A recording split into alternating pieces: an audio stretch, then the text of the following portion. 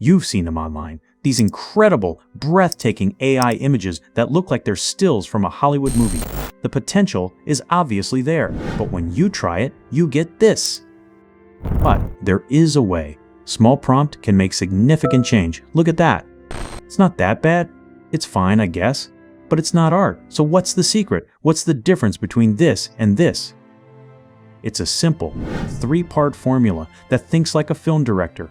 And by the end of this video, you will know exactly how to use it. Okay, let's do a case study.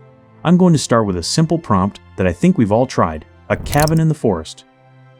And here's what we get. I mean, it's okay, it's technically what I asked for, but look closer. The lighting is flat, like a cloudy day. This is our before picture. Now, let's apply the formula.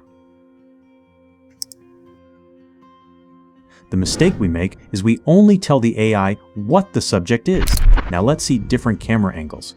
You can use keywords like close-up shot, medium shot, low-angle shot, high-angle shot, top-down shot, and handheld camera shot. Part 2. The lighting director. You control the mood. This is the most important step. We need to describe the light source and its quality. The most used keywords for light control are soft light, hard light, dramatic light, golden hour, volumetric light, and midday sun. This is the keywords you can use in your prompt. Let's have a look at examples for each keyword. First, soft light. We'll pair it with a close-up. Next, hard light. Let's use it with a medium shot. For a fantasy scene, let's use dramatic light from a low angle. Let's capture a cinematic feeling with golden hour and a wide shot. Finally, we'll use the harsh midday sun with a top-down shot for a graphic look. Now adding the final part of the formula. The style. There are many styles such as realistic, moody and atmospheric, cyberpunk, aesthetic, minimalist, epic fantasy, steampunk, cinematic, and much more.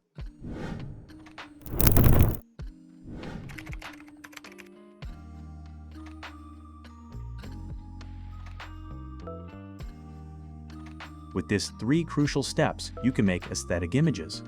The tool used in this video was Whisk from Google.